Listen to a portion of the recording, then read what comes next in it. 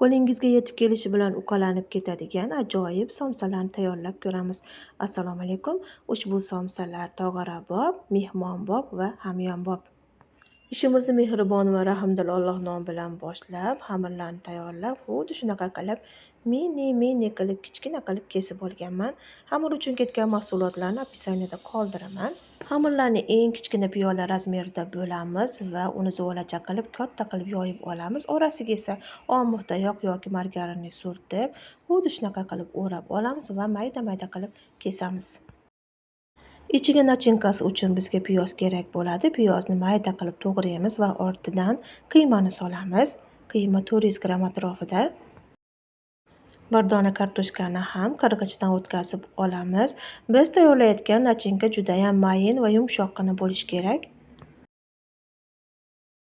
Masalliqlarimiz ustidan tabiiy qarab tuz solamiz, zira solamiz va kashnich urug' solamiz.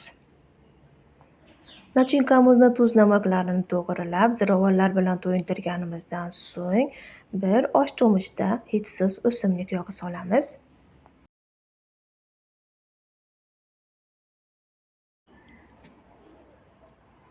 Endi tayyor bo'lgan nachinkamizni bir chetga olamiz, navbatni esa xamirlarga beramiz. Qirqilgan qatli xamirlarimizni bir donadan yoyib olamiz. Faqat yoyishda chetlarini yoyamiz, o'rtasi esa qalin holatda qoladi. Siz hozir O'zbek Qaynona TV kanali bilan birgasiz va bizlarni kuzatib turganingiz uchun sizlarga tashakkurlar izhor etib qolaman.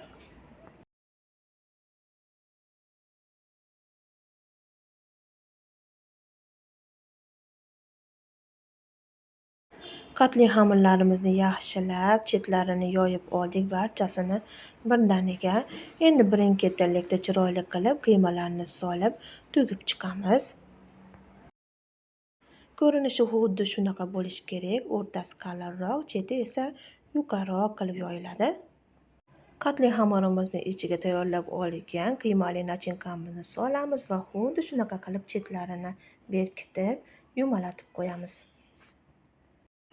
Ushbu somsalarni ko'rinishi qiyinga o'xshagan bilan tezdagina tayyor bo'ladi. Tayyorlab ko'rsangiz juda ham oson. Xamirimiz va qiymamiz tugaguncha somsalarni bir xil tarzda xuddi shunaqa qilib tugib chiqamiz. Hammasini birdaniga birin-ketinlikda tugib olamiz. Kanalimizga endigina yangi mehmon bo'lib kirgan bo'lsangiz, obuna tugmasini bosib qo'ying. Shunda O'zbek Qaynona TV kanali o'z retseptlarini olib, uyingizga mehmonga boradi. Siz esa bemalol, beminnatgina foydalanib, oila a'zolaringiz uchun ushbu retseptlarni tayyorlab berasiz. Bizning kanalda eng oson va eng oddiy, eng kam xarj bo'lgan retseptlar joylashgan. Yumaloq somsalarni endi olamiz. Ikkitasini bitta qilib, xuddi shunaqa qilib tagini yopishtirib chiqamiz. Somsalarni tag qismini mana shunday qilib mahkam bosib olishimiz kerak, chunki ochilib ham ketishi mumkin. Xamirlarimiz juda ham pisochniy bo'lib chiqqan, mana ko'rib turibsiz, yumshoqqina.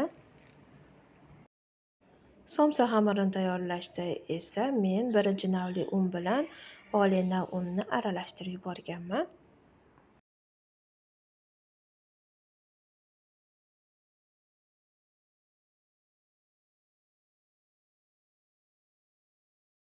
Somsalarni tugib, duxovka listimizga joylab oldik. Endi buni ustiga tuxum surtamiz. Tuxumni oq va sarig'ini birdaniga aralashtirib yuboramiz. Mabodo siz bizneslaringizni va tadbirkorlik faoliyatingizni reklamaga joylashtirmoqchi bo'lsangiz, bizning kanaldan foydalanishingiz mumkin. Ekraningizga tashrif buyurgan telefon raqamlariga murojaat qilasiz va aloqaga chiqasiz. Tuxum surtilgan somsalarni ustiga kunjut va sedanani sepib chiqamiz va qizib turgan duxovka pechimizga jo'natamiz. Somsalarni 25 minut davomida 250 darajada pishirib olamiz.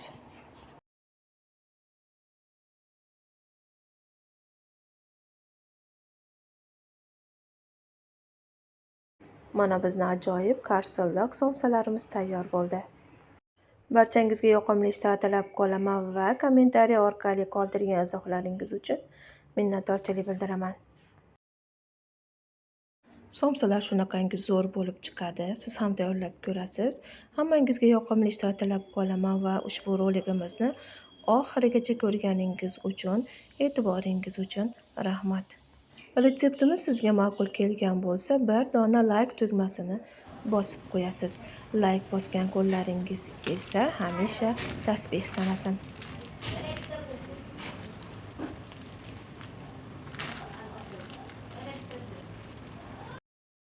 Ha, aytgancha ushbu retseptni boshqa pazandalar kanalidan qidirib ovora bo'lib yurmang, chunki buni faqat O'zbek Qaynona TV kanali tayyorladi. Barchaga rahmat, ko'rishguncha Allohga omonat bo'ling.